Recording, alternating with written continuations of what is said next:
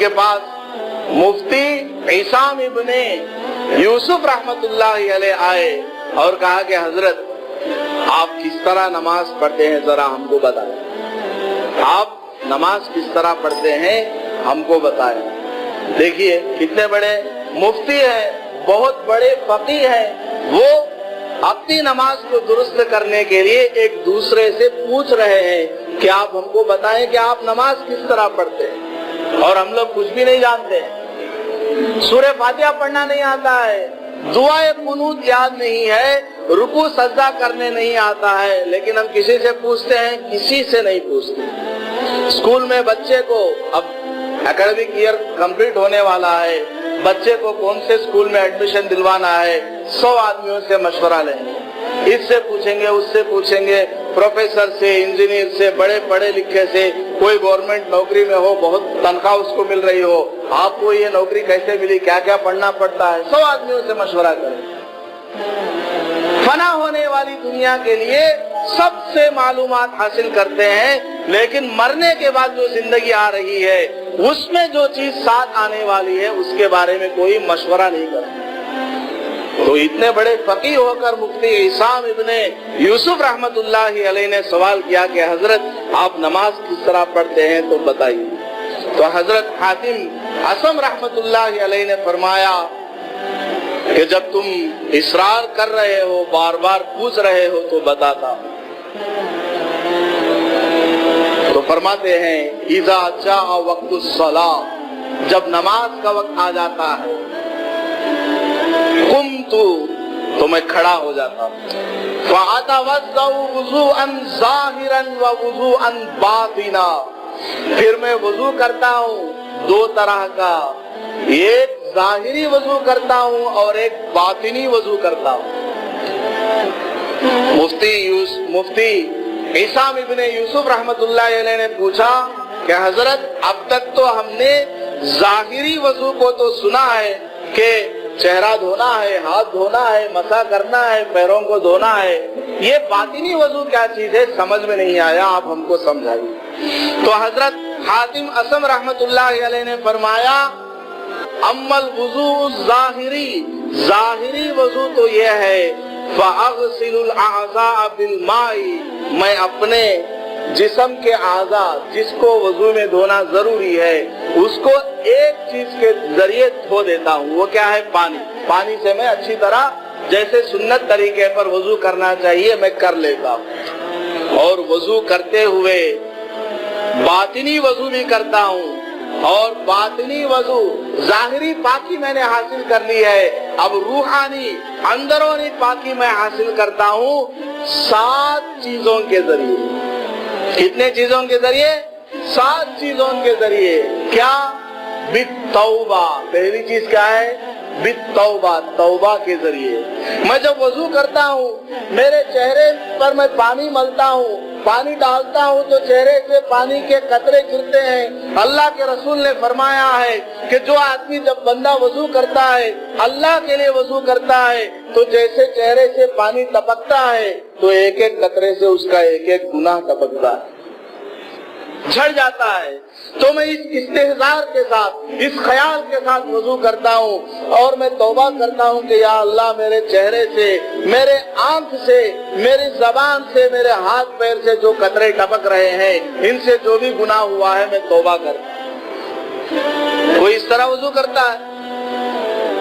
وضو کرتے ہیں تو موذن کو گالی دیں گے، دیکھو جی نالی کتنی گلیز ہے، اس کو صاف نہیں کرے، متولی کون ہے، ذمہ دار کون ہے، پانی دیکھو کیسا آ رہا ہے، ان کو گالی دینے میں لگے رہتے ہیں، اس طرح توجہ سے وضو نہیں کرتے۔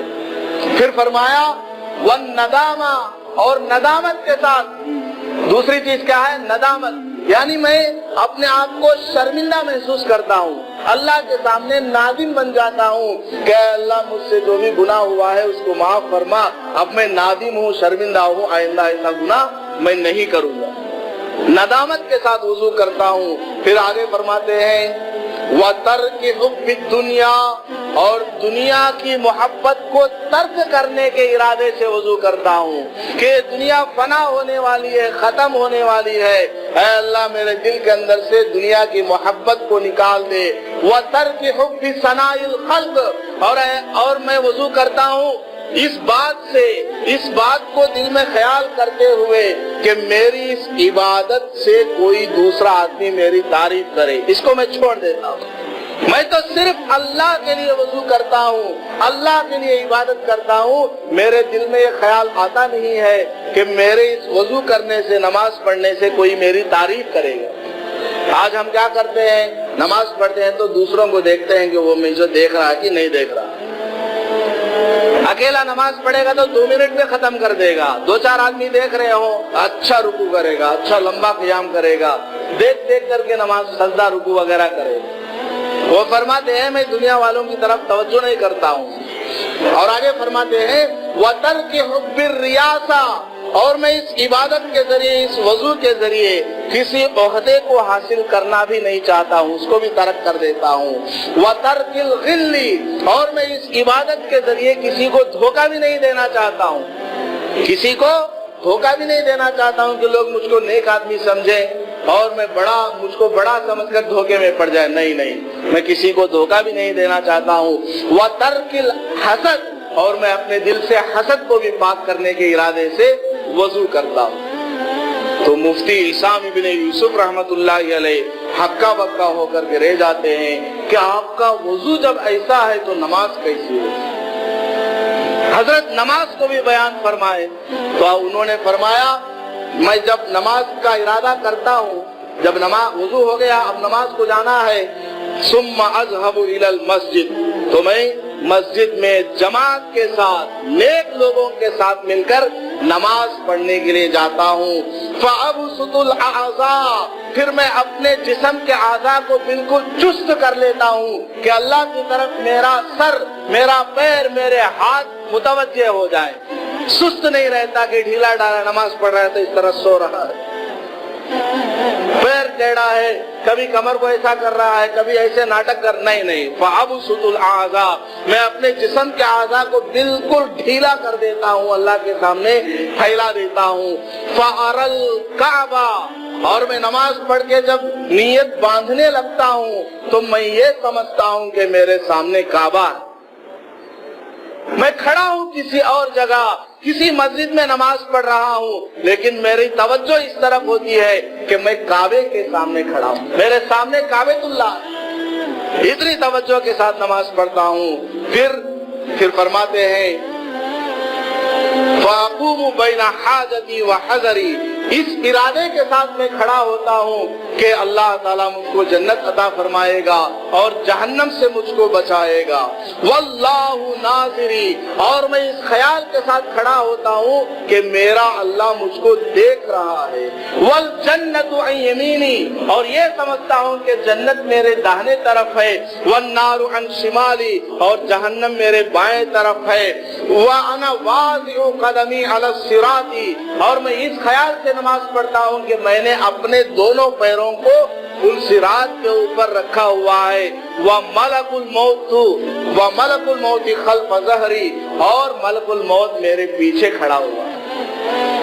اس طرح میں نماز کے لیے کھڑا ہوتا ہوں، پھر نہایت اخلاص کے ساتھ میں نیت باندھتا ہوں اور بڑے ہی عظمت کے ساتھ اللہ اکبر کہتا ہوں۔ جب اللہ اکبر کہتا ہوں بڑی عظمت کے ساتھ، اللہ اکبر من کل شیء، اللہ تعالیٰ زمین سے بڑا، آسمان سے بڑا، چاند سورج سے بڑا، ساری کائنات سے، ساری یونیورس سے بڑا ہے، تمام بادشاہوں سے بڑا ہے، تمام حکمرانوں سے بڑا ہے، سب سے زیادہ پاورفل ہے۔ اس عظمت کا خیال کرتے ہوئے میں نیت باندھتا ہوں، اللہ اکبر کہتا ہوں۔ وَأَقْرَأُ بِالتَّفَكُّرِ، اور قرآن شریف کی جب میں تلاوت کرتا ہوں تو بڑے ہی توجہ کے ساتھ میں قرآن پڑھتا ہوں، ایک ایک لفظ کو، ایک ایک حرف کو بڑے ہی پیارے انداز میں ادا کرنے کی کوشش کرتا ہوں۔ وَأَرْكَعُ بِالتَّوَاضُعِ، جب میں رکوع کرتا ہوں تو نہایت عاجزی اور انکساری کے ساتھ اللہ کے سامنے جھک جاتا ہوں۔ وَأَسْجُدُ، اور میں سجدہ کرتا ہوں تو اس کے اندر خشوع اور خضوع کے ساتھ मैं अपने पेशानी को जमीन पर रगड़ देता हूँ। वातशहद बिर्रजाई, और मैं अत्तहियात पढ़ता हूँ, तशहुद पढ़ता हूँ, दरूद पाक पढ़ता हूँ, तो मैं उम्मीद के साथ पढ़ता हूँ कि मैं जो ये दुआएं पढ़ रहा हूँ, मेरी दुआओं को अल्लाह ताला कबूल फरमाएगा। व उसल्लिमु बिल इखलास, और मैं सलाम फेरता हूँ तो बड़े ही इखलास के साथ सलाम फेरता हूँ कि अल्लाह मैंने ये नमाज तेरे लिए पढ़ी है, मेरी नमाज को कबूल फरमा।